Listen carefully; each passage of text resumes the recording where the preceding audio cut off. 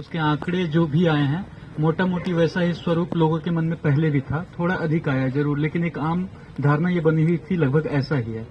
तो ये सवाल अब दो जगह से उठ सकती है, क्योंकि जो संसाधनों की गैर बराबरी है इसको उठाने वाले अक्सर वो लोग हैं जो या तो नेता हैं या फिर बुद्धिजीवी वर्ग के लोग हैं, या ये एकेडमिक्स में हैं या फिर वो पॉलिटिकल प्लेटफॉर्म पे हैं। तो वे लोग जब भी सवाल को उठाएंगे तो अक्सर वो संसाधनों या सत्ता के टर्म में ही उठाएंगे, जैसा कि बिहार में भी देखा जा रहा है या कोशिश की जा रही है। तो इसका जो जिस खतरे की ओर आपने संकेत किया है, इसको आम जनमानस में उससे बचाकर एक जिस तरीके से जाना चाहिए जो विमर्श वो जाए, इसका क्या रास्ता हो सकता है, जबकि मीडिया का भी रुख ऐसा है?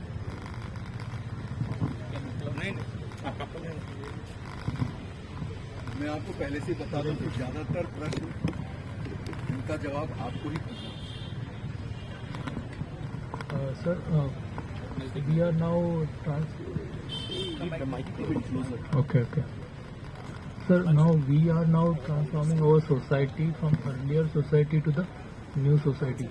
Earlier society where caste was the main identity of a person, and now in new society where in city culture we do not see that there is a person who is known by their caste but their merit and something. Yes. So now in this context, are we not revising that now?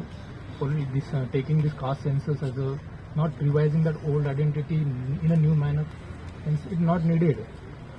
मोटा picture तो हमें पता है कि India में जो मतलब बहुत सारे लोग हैं वो वल्नरेबल एंड उनके लिए एजुकेशन हमें पता है कि क्या करना है। हम उधर ही रिवाइज कर रहे हैं, गोल घुमा रहे हैं उधर उसको ही। Not don't you think that this is we are doing and politicising that thing?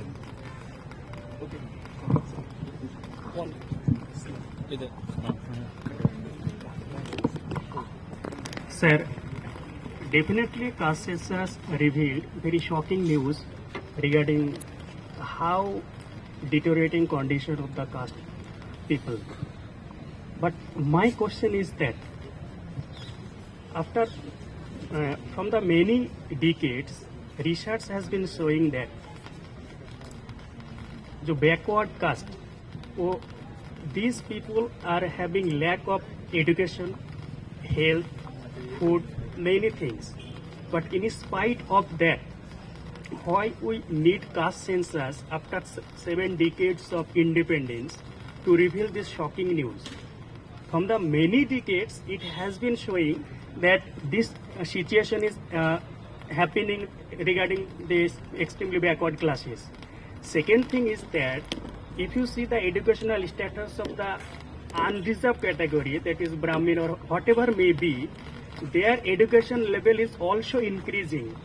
Don't you think that whenever increasing the unreserved category of Indian people, they are becoming opportunist instead of being sympathetic social mindist?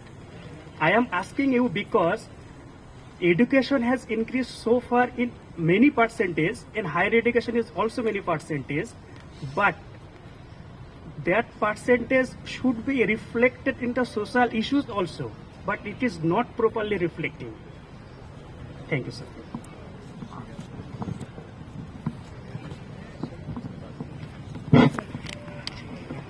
Sir, मेरा सवाल था कि जो caste census का agenda दो तरफ से आ रहा है, एक जो लोग ऐसे बौद्धिक रूप से सक्रिय लोग हैं या सिविल सोसाइटी जो ओबीसी दलित सिविल सोसाइटी उस तरीके, एक जो पॉलिटिकल पार्टीज की तरफ से कास्ट सेंसस का एजेंडा आ रहा है, जैसे उत्तर प्रदेश में मान लीजिए समाजवादी पार्टी की तरफ से भी काफी उछाला जा रहा है या कांग्रेस की तरफ से भी आ रहा है। मेरा ये सवाल है कि क्या ये सोशल जस्टिस की जो पुरानी पॉलिटिक्स रही है वो लोग कुछ डिलीवर करने में जो उनकी पॉलिटिक्स फेल हुई है, तो जो सोशल एंजाइटी दलित या लोअर ओबीसी के बीच में है, उस एंजाइटी को ये लोग आर्टिकुलेट करने की कोशिश कास्ट सेंसस के माध्यम से कर रहा है, जो कि इस नियोलिबरल इकोनॉमिक पैराडाइम में उसको एड्रेस करने के सिचुएशन में कोई भी लोग नहीं है। तो ये लोग अपने पॉलिटिक्स को रिवाइव करने के लिए कास्ट सेंसस का एजेंडा ला रहा है, बजाय इसके कि कोई कुछ प्रोग्रेसिव इनिशिएटिव लिया जाए एजुकेशन के लिए, कुछ जॉब्स के लिए, कुछ भी करने के लिए, बजाय इसके कि इनका पॉलिटिक्स अगर फेल हो रहा है तो उसको उनके एंजाइटी को आर्टिकुलेट करने के लिए कास्ट सेंसस का एजेंडा लाया जा रहा है? So my question is again something which is a old question of the debate between representation and redistribution, which the caste census is evoking once again. तो जो material conditions और aspirations का सवाल है और जो contemporary मुद्दे जैसे jobs और खास तौर पे जब ठेका प्रथा और निजीकरण का दौर है जिसमें reservations irrelevant या कम relevant होते जा रहे हैं, इसको डिस्कोर्स और नैरेटिव में एसेट और मटेरियल कंडीशन से और जो क्लास और कास्ट का ओवरलैप है उसे कैसे लाया जा सकता है, उसके ऊपर थोड़ा सा सर प्रकाश डालें। और रोहिणी जी कमीशन के पॉलिटिकल इम्प्लीकेशंस के ऊपर भी if you can throw some light. Thank you. Last question. Sir, I wanted to ask, some months before, Pratap Bhanu Mehta wrote an article which drew some controversy because he was also trying to equate the kind of majoritarianism that caste census might propel vis-a-vis Hindutva politics, which is totally majority. He was trying to bring both of them into the same line, that both of them are equally problematic and undesirable for any society. And if I'm rightly remembering, somewhere I read your article where you were telling that Hindutva politics, if we come to identity politics, it is the biggest identity politics that is taking place in the contemporary time. So how, taking the question of identity politics, but keeping in mind that a large number of debate that comes from the right wing is critiquing this only solely from this point that this kind of identity politics can never be transformative, because recently what we are seeing that how the regime is responding to this, that गरीब ही एक जाति है, मैं जो है अपने आप को, so how will we need to separate and then take it way forward, keeping in mind the elements which how these both differ in it? Yeah, thank you. तो जो एक अच्छा, ऐसा कर सकते हैं, एक राउंड और ले सकते हैं क्वेश्चन। इट्स ओके, अभी कंटिन्यू 50 मिनट, एक राउंड। हाँ, मैं माफी चाहूंगा, सारे सवाल मुझे पूरे याद न रहे, तो मोटे तौर पर मैं आपके सवाल से शुरू करता हूँ। I am sorry, you asked me in English, so I respond in English. For several of the questions, try and think about why there has been such a concerted opposition to a caste census. If the facts about caste inequality are already known, you could reverse the argument you are making, right? What is the harm in having a caste census? What will it reveal that we don't already know? So think about, just let me finish, yeah. So think about the reasons why it was opposed so strongly. And this is across the board. Congress, when they are out of power, they sort of encouraging things, saying we'll do it. When they are in power, they don't do it. Whether it is Congress or BJP, right? Try to think about why that is so. If it is such a self-evident thing that the caste census is doing, why the shyness? Why the inhibition about doing something which should, according to them, be nothing new, right? So if you think about that, you will see some of the reasons that I'm trying to point towards. I may not have said that very clearly, that the difference that a census makes about things that we already know, this whole world of things that we already know, how do we address that? We already know, बहुत सारे सवालों में कहा गया कि अब आखिर में जो अभी कह रहे थे कि अब तो हमारे प्रधान सेवक जी भी कहने लगे हैं कि गरीब सबसे बड़ी जाति है। तो ये तो हमें बहुत पहले से पता था, तो इसका क्या हुआ? इस ज्ञान का कि गरीब सबसे बड़ी जाति है, इस ज्ञान से क्या निकला? और अगर नहीं निकला तो क्यों नहीं निकला? इसके बारे में भी सोचना जरूरी है ना। तो आज हमें यह मानना होगा कि अस्मिता की राजनीति को हम खारिज नहीं कर सकते, वो है, हमारे साथ है, उसके खतरे भी हैं। कोई ऐसी राजनीति नहीं है जो खतरे से बिल्कुल परे है। आप जिस किसी भी प्रकार की राजनीति या विचारधारा के उपासक हैं, उसमें भी कहीं न कहीं कोई खतरा होगा। सवाल ये नहीं है कि आप किसी आदर्श राजनीति को खोजें जिसमें कोई खोट नहीं है, ऐसी चीज नहीं होगी। सवाल यह है कि राजनीति हम कैसे करें कि व्यवहारिक तौर पे उसकी कमियों को हम कम कर सकें और उसके दोषों का असर हम कम कर सकें और उसके गुणों को हम और बढ़ा सकें। ये व्यवहारिक काम है, इसके बारे में कोई फॉर्मूला नहीं बन सकता। पहले से कोई नहीं कह सकता कि ऐसा करने से ऐसा होगा, वैसा करने से वैसा ही होगा। अब हमारी राजनीति प्रौढ़ हो रही है, एक तरह से कहें तो। अब तक की हमारी राजनीति का बचपन काल था। अब इस प्रौढ़ राजनीति में कोई आसान तरीके ऐसे नहीं है, सब जगह दिक्कतें हैं। लेकिन इसका मतलब ये नहीं कि कुछ नहीं करना है और राजनीति ही बेकार है, ऐसा नहीं है। राजनीति और जटिल हो गई है, सूक्ष्म हो गई है, तो इसका स्तर बदलना होगा, हमें अपना स्तर बदलना होगा। जैसे कोई बीएसए में जाता है ना, तो थोड़ा स्तर बदलता है, कम से कम होना चाहिए ऐसा। तो अब हम ऐसे प्रौढ़ राजनीति के स्तर पे आ गए हैं जहां हमें एक तरफा बोलना अब हमें बंद करना है कि अपने हर दिशा से जो खतरे पैदा हो सकते हैं उनके बारे में जागरूक रहना है। तो अभी जो कहा जा रहा था कि अगर बहुसंख्यकवाद इस तरफ खतरनाक है, धर्म के क्षेत्र में खतरनाक है, तो वो जाति के क्षेत्र में भी उसी तरह से हूबहू उसी तरीके से खतरनाक होगा। ये नहीं है, ये सच नहीं है। लेकिन ये भी नहीं है कि चूंकि ये जाति की राजनीति है, इसमें कोई खोट आ ही नहीं सकती। ऐसा तो नहीं हो सकता ना। ये आज की तारीख में हम इस तरह का विश्वास नहीं कर सकते। या ये सर्वहारा की राजनीति है, तो इसीलिए ये इसमें शुचिता जन्म से है और ये कभी अपवित्र नहीं हो सकती, ऐसा तो हम नहीं मान सकते। अब हर जात में प्रकार की राजनीति की कमियां हैं, उसकी सीमाएं हैं। तो इसका मतलब ये नहीं कि राजनीति बेकार हो गई। अब प्रौढ़ होने का मतलब यही है ना। तो बच्चा समझता है कि आंखें बंद कर ली तो जो चीज उसके सामने वो गायब हो जाएगी। तो अब जब प्रौढ़ बनकर तो हम ऐसा नहीं सोच सकते ना। तो इसीलिए आप, ये स्वाभाविक है कि आप जवाब चाहते हैं मेरे से, लेकिन ये न केवल मुझ में जो कमियां हैं सो हैं, लेकिन ये किसी एकल व्यक्ति का तक ये सीमित सवाल नहीं है। तो हमें ये सोचना है इसके बारे में कि जब जनगणना ऐसे होती है और सार्वजनिक की जाती है, तो इससे हमारा पब्लिक स्फीयर कैसे बदलता है। देखिए इतना शोर शराबा क्यों हो रहा है। अगर जैसा आप कह रहे थे कि ये सब हमें पहले से ही पता था, तो क्यों इतना शोर हो रहा है ना। और ये सोचना कि किसी राजनीतिक दल के लिए ये एक तरह का कवच बन सकता है या एक तरह की ढाल बन सकती है उसके लिए, तो राजनीतिक दल भी तो आखिरकार साधन ही है ना, वो साध्य तो नहीं है। थोड़ा गौर कीजिए इस पर कि आपकी राजनीति जिस तरह की भी हो, आपका वो साध्य नहीं है।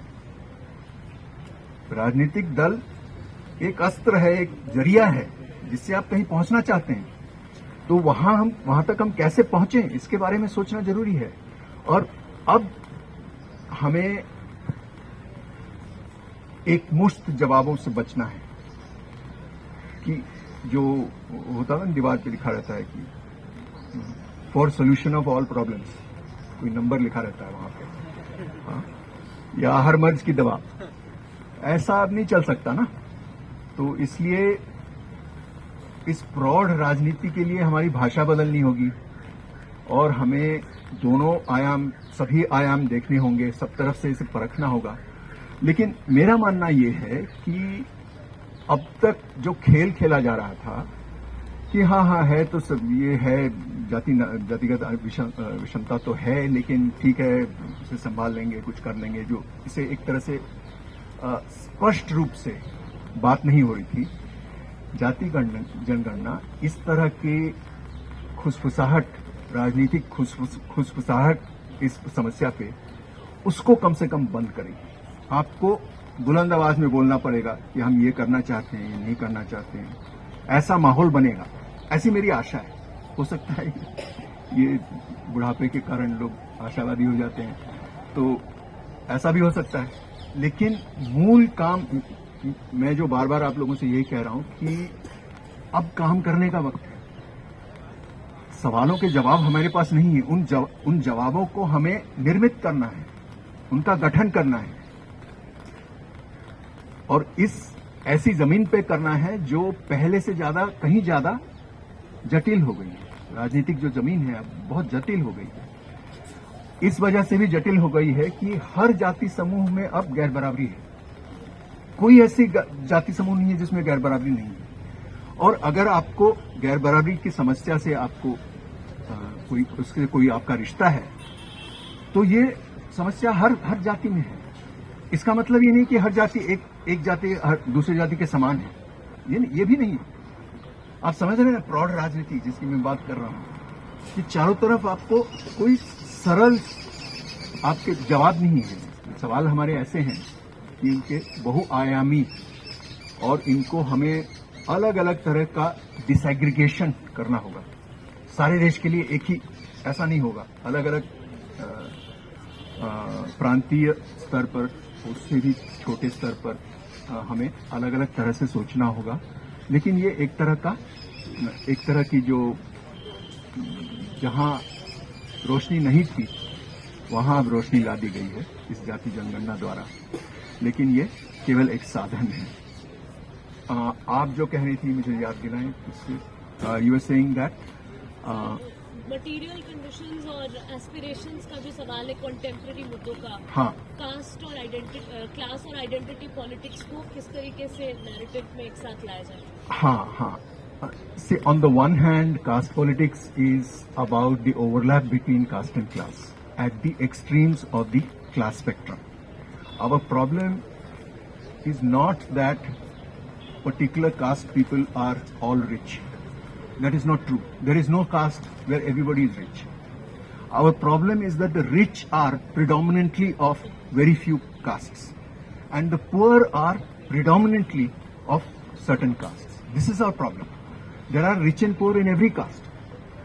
But still, the problem that the rich remain so, in caste terms, so homogeneous, even after 70 years of independence. And on the other hand, the poorest of the poor remain again in a reverse way, so homogeneous in caste terms, is definitely a problem that has to be addressed. But it cannot be addressed in the old formulas, where you thought of class as a solution for caste. That is not at all the case, right? No, that is not about it at all. So we have to now start thinking in terms of maybe something called class. That is, you try to think simultaneously of more than one thing, and complications of that kind, right? So our life is now full of complications. We can't wish it away. It's a very complex. Mature politics is also very complex. Complex not only in the academic sense, where you praise something because it is complex, but complex in a way that becomes a huge, messy problem to be dealt with, right? So, I feel that describing problems honestly is more important today than claiming to have a solution. And that is what I'm trying to do. I'm trying to describe our problems as honestly and in as much detail as is available to me as an individual. I don't have the answers. And the answers will be very hard to find. Not just by me, but by anybody. That doesn't mean they can't be found, right? But we have to get started on ground that we recognize to be unlike the ground of the past. Rohini commission वाला भी I don't want to say anything about that right now. क्योंकि अब अगली talk जो होना है यहाँ पे वो लोग आ चुके हैं स्पीकर, तो इसी के साथ हम लोग ये सभा खत्म करते हैं। और जो भी बात यहाँ पे स्पीकर सर ने कहा है उन सब चीजों के लिए हम लोगों को काम करना है, सिर्फ कैंपस में नहीं बल्कि अपने अपने घरों में, अपने गाँव में, ताकि ये जो बात है वो तक पहुंचे कि कास्ट सेंसस कितना इंपॉर्टेंट चीज है और उससे कैसे जो मैटेरियल इनइक्वालिटीज है सोसाइटी में उसको जो है हम लोग कम कर सकते हैं। बहुत बहुत धन्यवाद।